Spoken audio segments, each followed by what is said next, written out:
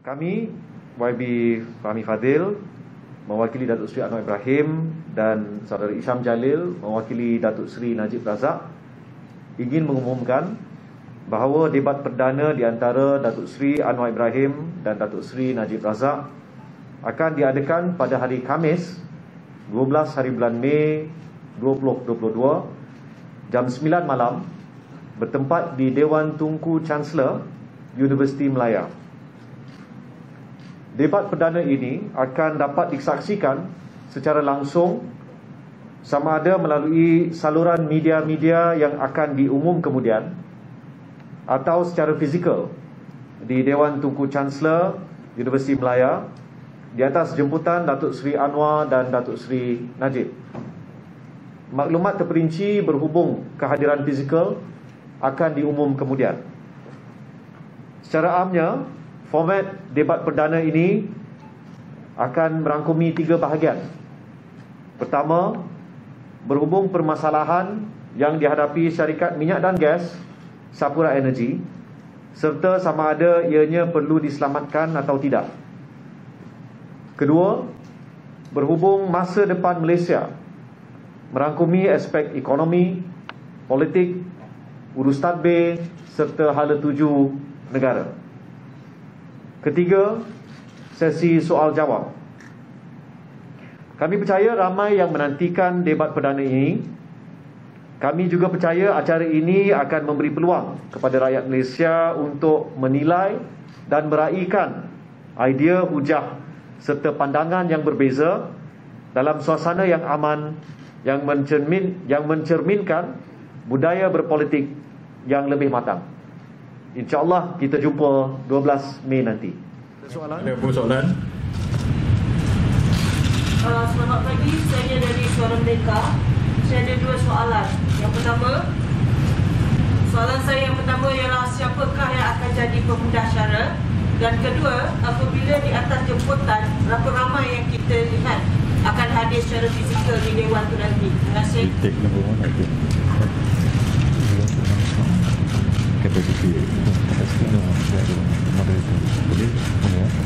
Ya, jadi dalam perbincangan kami telah memutuskan saudari Haslina Kamaluddin yang merupakan seorang wartawan dan juga sering melakukan wawancara tokoh-tokoh politik. Beliau dari Malaysia Gazette, ya, dan beliau akan jadi moderator pada malam tersebut. Untuk kapasiti itu, saya buka. Untuk kapasiti, tadi saya baru pergi ke Dewan Tunku Chancellor Universiti Melaya.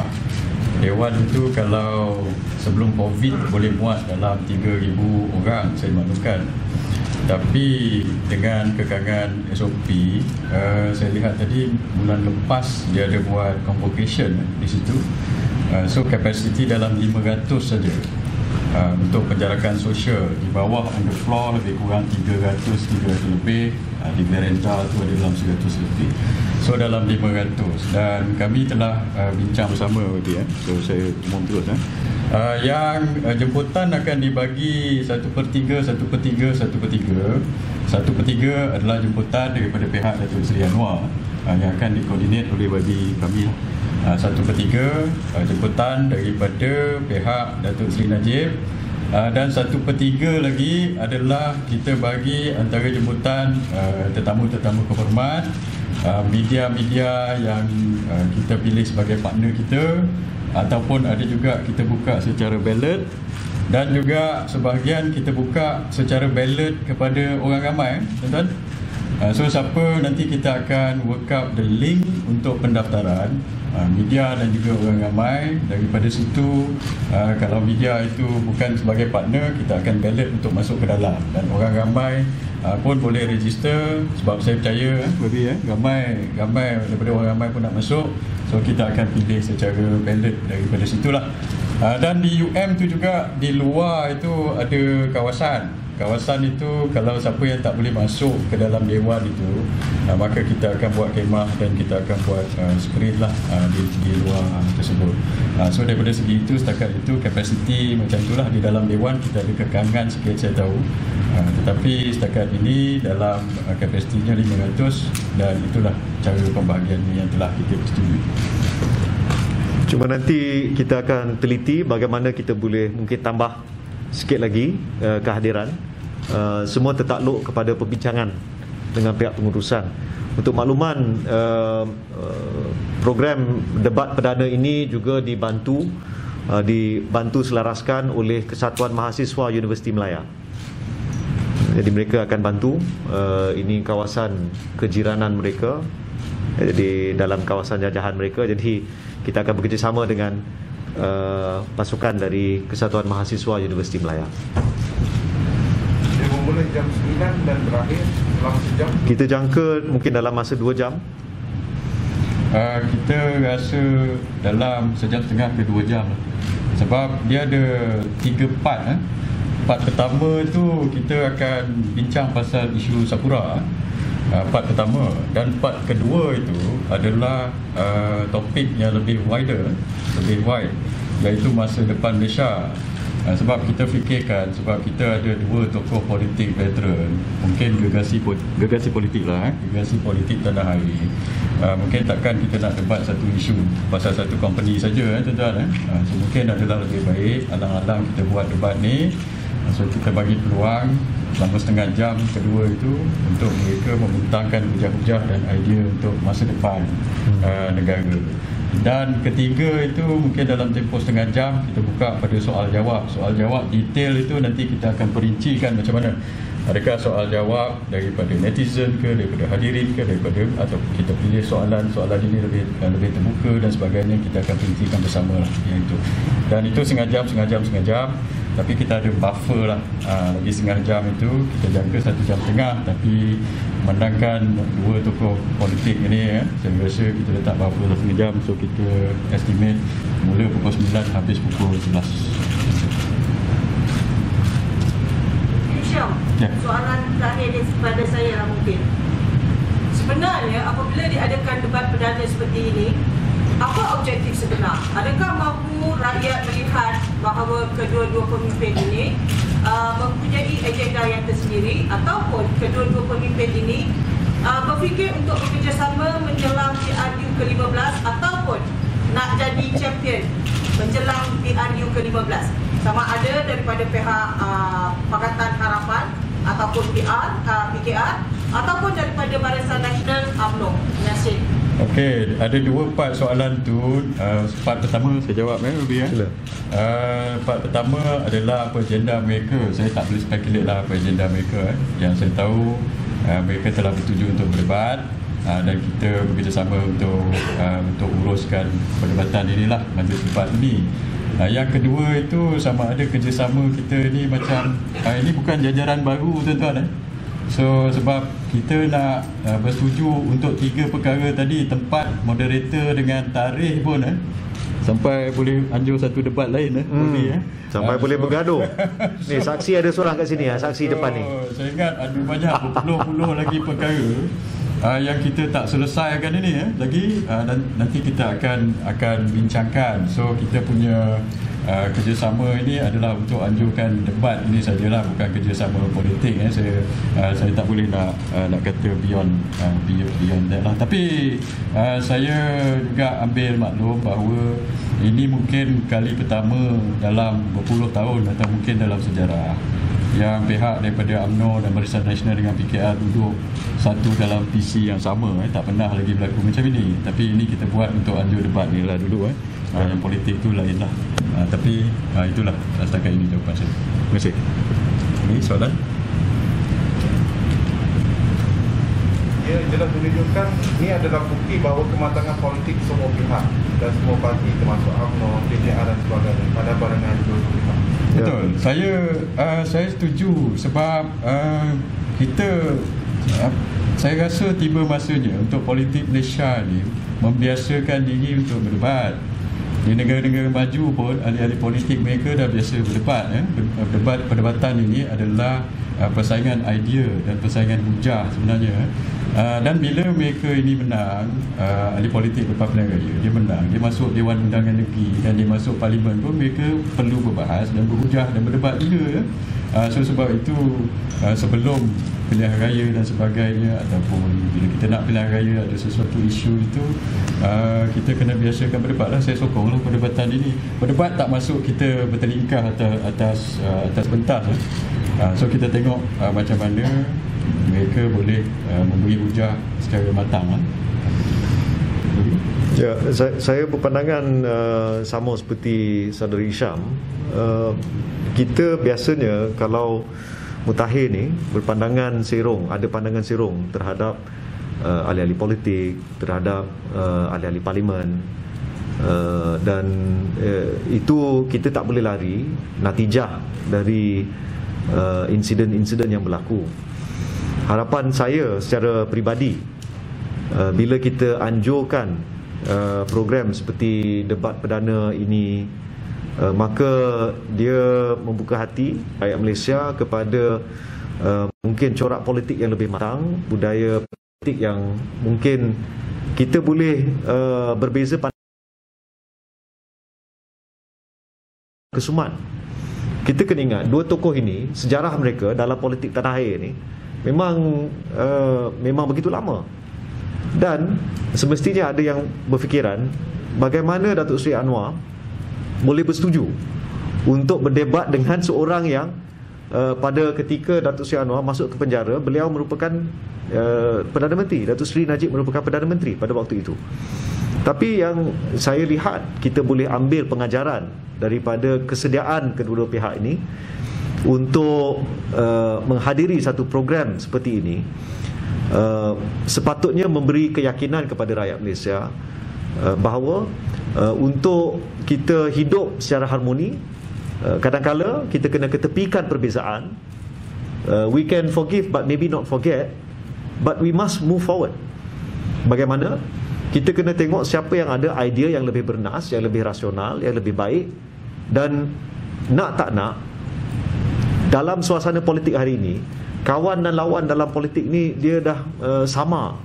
Oleh itu, yang membezakan kita adalah hujah, idea, keterampilan, cara kita membawa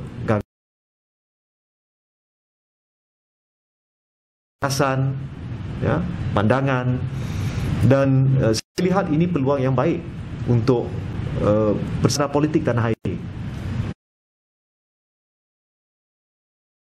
Sama ada kita setuju atau tidak dengan pandangan masing-masing. Memang saudara Hisham dengan saya, kita berbincang, adakah wajar kita buat secara live?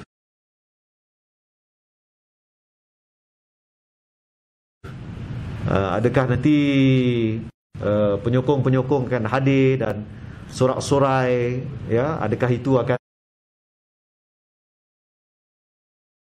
mencetuskan satu keadaan? Tapi saya percaya kita semua mahukan yang terbaik, dan kita bukanlah rakyat Malaysia ni bukan dari golongan yang kalau kita tidak provok maka tidak akan berlaku apa-apa. Dan kita nak membiasakan cara kita mendepani persaingan politik. Saya tak guna musuh dalam cara yang sebenarnya sangat sihat bagi demokrasi di Malaysia. Ada soalan lain?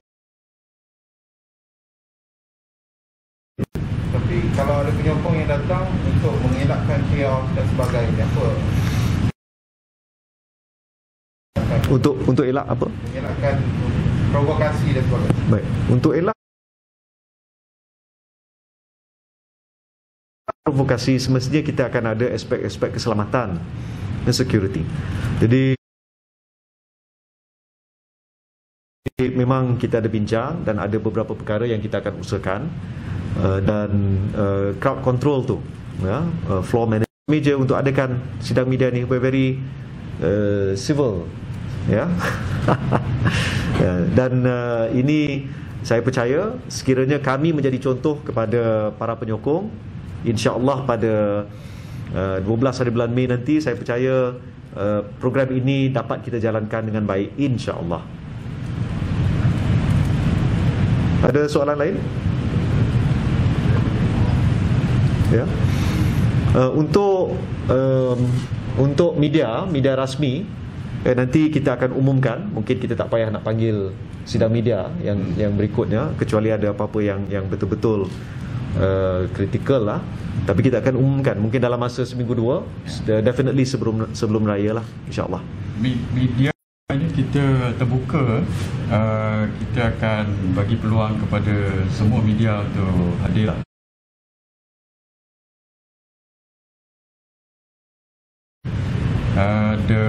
Kita ada media partner yang kita akan media sosial, dan yang ini kita akan gabungkanlah semua. So it's not going to be satu atau dua media saja. So kita buka, tapi kita akan coordinate bersama. Okey. Ya, kalau tak ada apa-apa hal yang lain, saya nak terima kasih bagi pihak Sadri Syam dan saya kerana hadir. InsyaAllah kita akan jumpa 12 hari bulan Mei nanti. Terima kasih. Terima kasih. Boleh lah.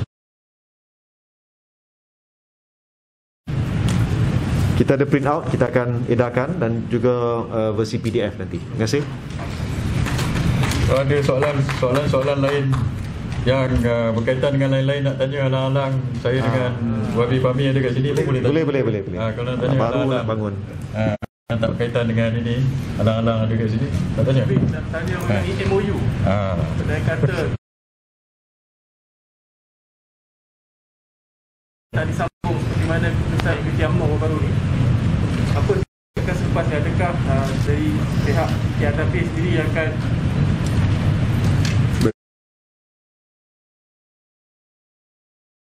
mendesak untuk diadakan PRU atau macam mana? Ya. Hello. Syamin. Boleh kah? Tutup. Hello. Sebentar ya. Sekejap. Hello. Okey.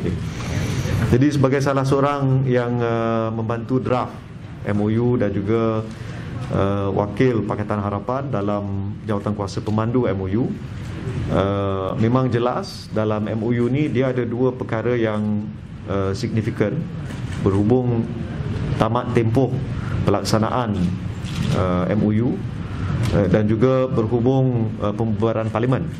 Dia dua perkara yang berbeza, tapi kadang-kala disalah anggap, salah erti, ataupun kita tersilap baca. Dalam perkara dua, dalam MOU ni dinyatakan bahawa memorandum persefahaman di antara kerajaan dan Pakatan Harapan berkuat kuasa dan terpakai sehingga bubar parlimen. Ya, maksudnya selagi mana parlimen tidak terbubar, selagi itulah MOU ini terpakai. Kedua, dalam MOU ini juga dinyatakan dengan agak jelas bahawa pihak kerajaan bersetuju untuk tidak membubarkan parlimen sebelum 31 Julai. Dan kita kena ingat, hak untuk membubarkan parlimen ini terjatuh dari segi mekanismenya, dia adalah daripada Jemaah Menteri, ya, dan Perdana Menteri akan mengambil keputusan Jemaah Menteri untuk disampaikan menasihati Tuanku Yang di-Pertuan Agong untuk membubarkan parlimen. Jadi keputusan itu akhirnya di tangan Tuanku, ya, sama ada untuk bubar ataupun tidak.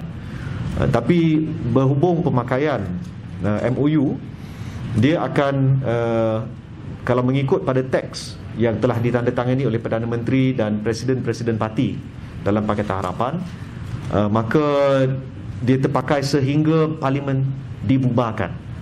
Maksudnya kalau parlimen bubar 1 hari bulan Ogos, maka MOU itu tamat pada waktu itu.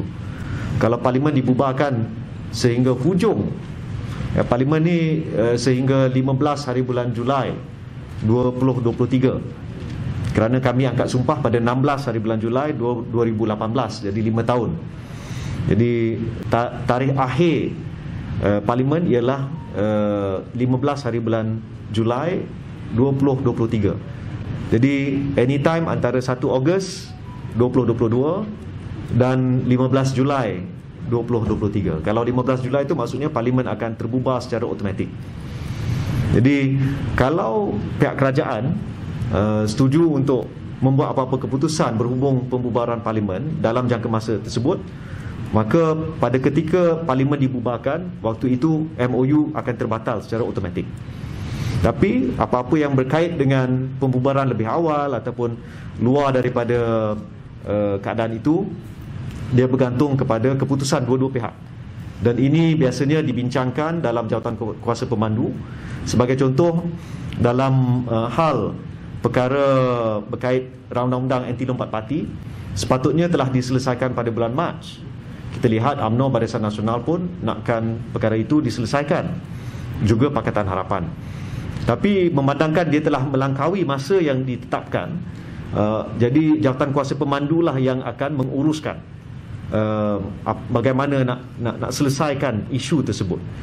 Setakat ini 13 dari 18 perkara dalam MOU telah selesai, dan tinggal lagi 4 perkara. Salah satu daripadanya ialah anti lompat parti.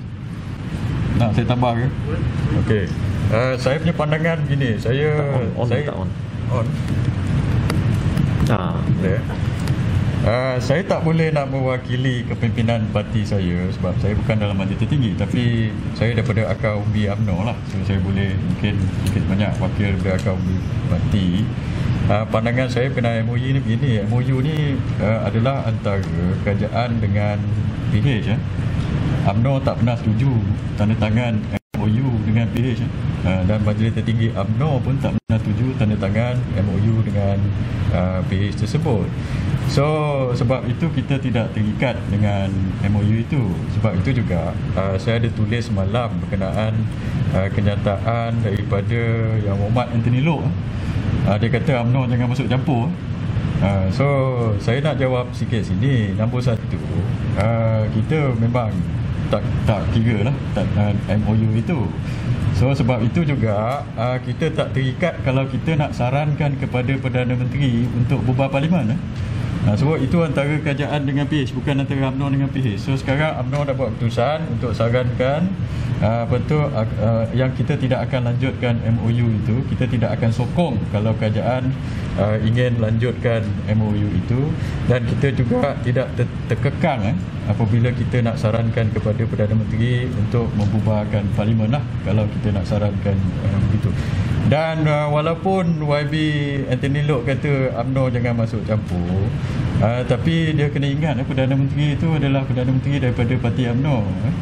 So Perdana Menteri daripada parti UMNO juga, of course dia ni parti man. Saya tahu Datuk Ismail Sabri ni as a party man, dia akan saya ingat party man biasa akan consult dengan kita dululah. So dengan parti dulu. Saya percaya dia akan buat gitu sebab dia party man.